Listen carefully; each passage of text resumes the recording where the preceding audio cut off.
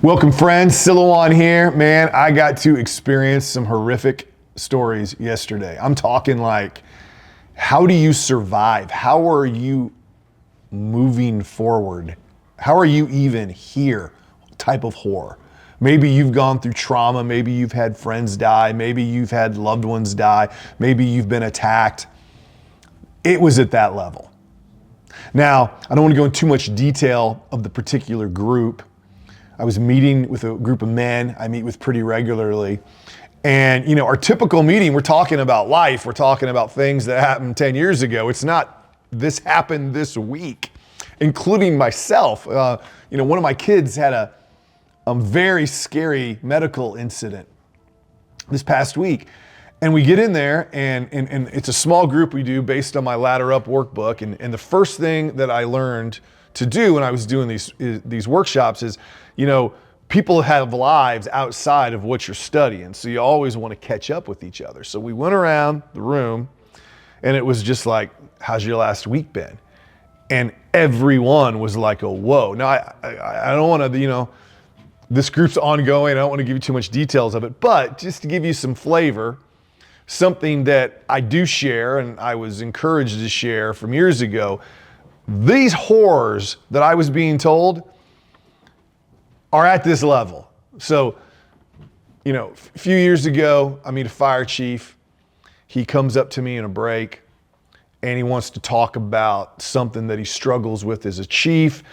And what's interesting, because this is going to get to, sort of the beginning of this story, was in the face of horror. Like, how do you find joy? How do you find laughter? How do you find human connection within that? That as a chief, he was isolated and alone. And so he didn't really get to talk about this stuff that much. And how much he appreciated being at the workshop that I was doing, where he realized that not only could he talk about it, but he wasn't alone with it. And basically what had happened when he was younger, he's working Christmas Eve and he's driving back from a call, and another call comes over dispatch, and he's right near the address, like a block away. So, at first he's going, oh, I'm real close by. And it's basically a woman choking and her family's called 911. And he shows up and he gets to the house and he walks in, and this woman and her family had been eating Christmas Eve dinner, banquet, table full of food. He walks in, kids are screaming, husband is worried, mom's on the floor. He goes over, he says, when I first get to her, I'm thinking, I got this. She's got time, and I just got to clear the airway. I got this. And he said, then I started working on her, and it wasn't that easy. And I ran out of time. And as I'm doing this, I got the kids screaming, save my mom, save my mom. And the husband is upset. And then at one point, I realized with my hands on her, working on her, crushing her, okay, as I try to revive her, she's dead. And mom ain't coming back. And Christmas Eve is going to be something everyone in this room is not going to look forward to for the rest of their lives. And then he said, the worst moment in my life is when I finally, after having worked on her for a while, knowing it wasn't going to work, I just didn't want to face him, stopping and standing up and facing that family and telling them, mom ain't coming back. And he followed that with, that's why I hate Christmas, but I don't want to, because I got kids. I got a family. I don't want them to hate Christmas. I don't want them to see me moping around, frowning. Man, I hate Christmas. Now that's heavy. I got like 5 versions of that yesterday. Not, in different ways of life, maybe occupationally, health-wise, horror-wise, first responder-wise, but they were at that level, man. And we went around that room and you could feel it, okay? And there's really not much to say in a moment like that. If you're ever with a loved one or a friend and they lay something on you that heavy, this is a good lesson. We think about what would we say, and you know what? It's not what you say. It's just being there. And so we're kind of there, and luckily this group that meets, there's a local church and some people that'll bring food, and we all eat, and we just start eating, and we just start talking. And in about 10 minutes, somebody says something that's kind of funny and somebody laughs. And the next thing you know, we're laughing. And we're laughing in the face of that horror. And we're together. And then it dawns on me when this group started, pretty much everybody in that group was alone. They weren't meeting with anybody. And I'm thinking everything that just happened this last week would have happened whether we were meeting or not, whether we were together or not. It would have happened.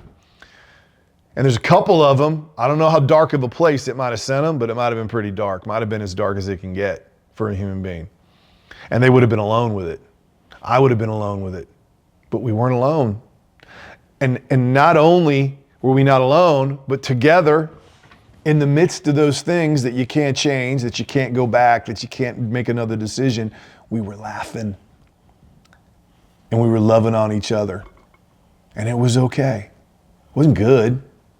Okay? I'm sure second we all left, maybe we had a heavy moment, but it was okay. And we were laughing. And really, when you distill everything I talk about and I teach and the training I do, okay, it comes back to that. You have got to force yourself to have people you regularly talk to and meet with and share life, okay? You just have to.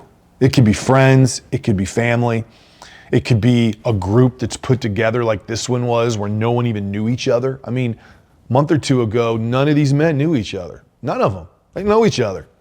A month or two later, meeting once a week for just an hour, going through some stuff with me, talking about life, being intentional. All of a sudden, they're able to lean on each other in the heaviest of times, in the best of ways, with a smile on their face. So here's my challenge to you, okay? In the next week, I want you to go out of your way to just sit and have a conversation with somebody that's at least an hour long. 1 hour, okay? Now that could be a family member at home. That could be a friend that you call up and you go get coffee with. That could be somebody that you meet for breakfast. If you tell me you don't have time, you're a dirty liar. You eat. You can have lunch with somebody. You can have supper with somebody. You can call someone on the phone. Don't be a liar, okay? But just do it. Do it. And I bet you if you take the time to talk to them for an hour, no matter what's going on in your life, you will find something to laugh about. You will find something that maybe as you complain about something, you laugh about it. And you will not be alone, okay? And you will have taken the best medicine a human being can take for facing whatever difficulties are in front of your face. And if that chief, all those years can rise up from a dinner like that and still find a way to love and still find a way to smile and still find a way to tell me about it 10 years later, so can you. So friends, it's great being with you. Chew on that for a while. Make that call, make that meeting in the next week, and I will see you next time. I'm Silouan. I'm out.